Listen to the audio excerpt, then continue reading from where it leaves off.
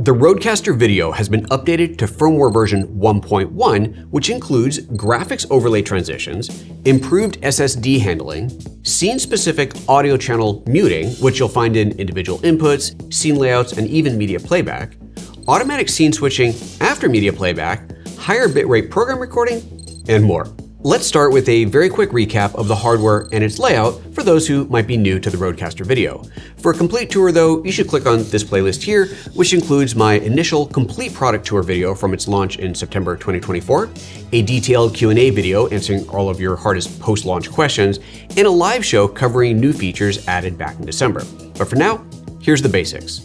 The RØDECaster video is a relatively new-to-market video switcher made by Rode, the company you know for microphones and audio podcast switchers, where they combined video switching with their best features of their audio switcher interfaces, making a remarkably powerful and easy-to-use addition to the live switching market, competing with products like the Blackmagic ATEM and the YOLO Box switchers. Before you ask, there is no "this product is the best" answer to that question, because while all of these switchers obviously share a lot of common features, they also each have their own unique strengths and weaknesses, meaning the real question isn't which one is the best, but which one is the best for me, something only that you can answer by watching loads of videos like this one. I will tell you though that what makes the Rode stand out is its ease of use, especially for building complex multi-camera angle layouts, superb audio support, including native integration for its own Rode Wireless Pro microphones, and most impressively, a desktop app that not only allows you to control the box completely, but also see your live video feed in the app, anywhere on the network, removing the need for an HDMI monitor for a lot of productions. Since its launch, Rode has already added support for BitFocus Companion and the Elgato Stream Deck, as well as launched an iOS app called RØDECaster that allows you to use your iPhone or iPad as a camera input for the video switcher. Let's do a very quick product tour. These are the 6 input buttons, 1 through 6, and pushing one of these will switch to that input. 1 through 4 for HDMI, and 5 and 6 for USB video input. The A through G buttons are multifunction. Initially, they are scene layout buttons, allowing you to choose between the pre-built or custom scenes that you've added in there. If you press this button here, it becomes a media switcher, allowing you to play back your preloaded media clips, so you can have up to 6 of those in there. Then if I press this button, they become graphics presets, allowing me to load full-page graphics or PNG files with transparency like these. All of this can be controlled on the hardware itself, or through the impressive Rode Central app, or through your Stream Deck. So that's the rapid tour. Now let's see what this February 2025 firmware update version 1.1 has added, starting with the graphics overlay transitions. Previously, when you loaded a graphic overlay, which again could be a full screen image like these here, or could be a PNG with transparency like that logo and the lower third, they simply cut on and off the scene. But now you have the ability to change that from a cut to a fade. You can individually control the timing for the fade, so I'll leave that one at 0.5, and I'll switch this one over to a fade and change that to 1 second long. And now each one of these transitions can have its individual cut or fade, and as you click them on or off, they will fade in and out of the scene, or once again, simply cut on and off as well. Previously, when playing video from the media player, you could either have it play once or loop, but once the clip was over, you had to manually switch back to your live video. Now, this can happen automatically.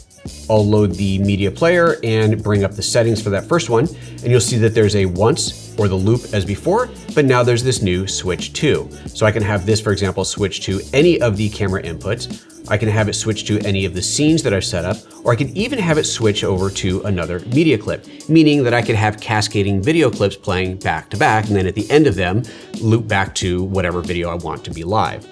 I'll go ahead and set this one to input 2, and on video B here, I'm gonna go ahead and set that one to load up a different scene. So let's set that to scene A.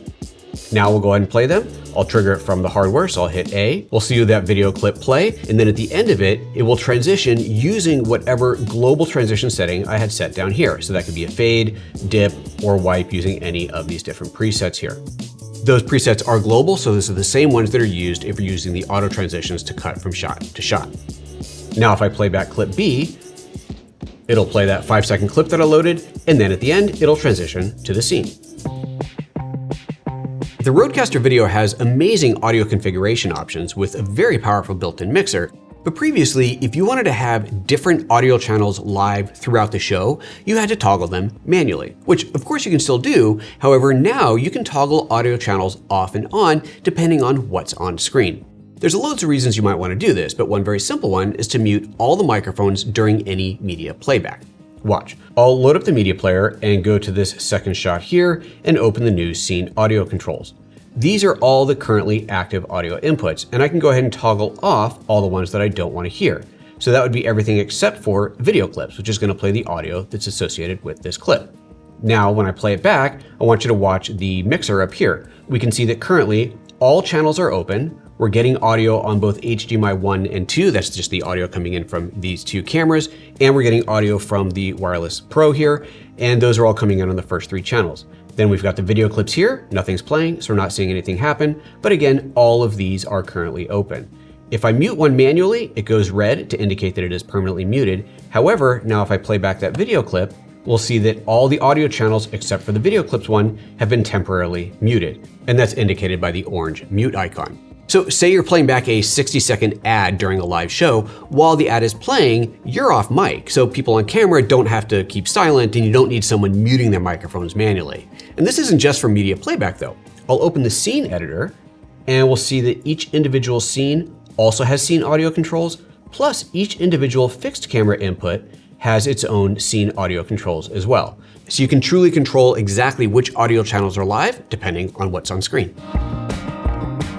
You can now choose Program, Preview, Multi-View, or any of the HDMI or USB inputs to be passed directly to either HDMI or the USB 1 output. That means not only can you monitor any input you want nice and big on an HDMI display, you can also send a specific input to the UVC output over USB. So for example, if you're integrating a Zoom caller into your live show, you can send a specific video feed out over USB, like the feed of the show host, instead of the program feed, so that's all the caller sees. To make it even cooler, the BitFocus companion module has already been updated with these 1.1 features, so you could create a Stream Deck button to toggle the USB video output between the program and the host. So a caller could be watching the program while they're waiting for their time to go on air, and then you can switch them to the host's dedicated feed for their interview. Neat. Hey, there's no sponsor for this video, but I do want to remind you not only to like and subscribe, but to also consider joining the channel. As a member, you'll gain access to the PhotoJoseph Discord server, which is a great place to discuss products like this one beyond what you can get from the comment section. I'm pretty active on there, so odds are if you pop in a question, I'll see it pretty quickly. Just look for that join button right by the subscribe button. See you in my Discord. For auto switching, the awesome feature where the RØDECaster video switches camera angles depending on who's talking, now has a relaxed, neutral, and fast speed switch. I really do need to do a deep dive video into this someday. Anyway, now you can toggle how aggressive the auto switching is. Super. You now have a higher bitrate recording option for the program. You don't have explicit control over the bitrate, but you can now choose between normal and high quality for the program recording. The high setting matches the ISO recording bitrate, which is around 40 to 45 megabits. The normal setting is only about 8 megabits, so now you have a much higher quality file if you want to edit from the program, which matches the quality of the ISO recordings. The last update also has to do with recording to an SSD and with a comment that I heard often when comparing the Rode to the ATEM. The ATEM is known for closing the video files constantly while recording, which means you can pull the USB drive off the back of the ATEM while it's actively recording and not have a corrupted file. This wasn't the case with the Rode until now. Now, if the hard drive is disconnected or loses power during a live show, the existing recordings are not lost. Let's see it in action.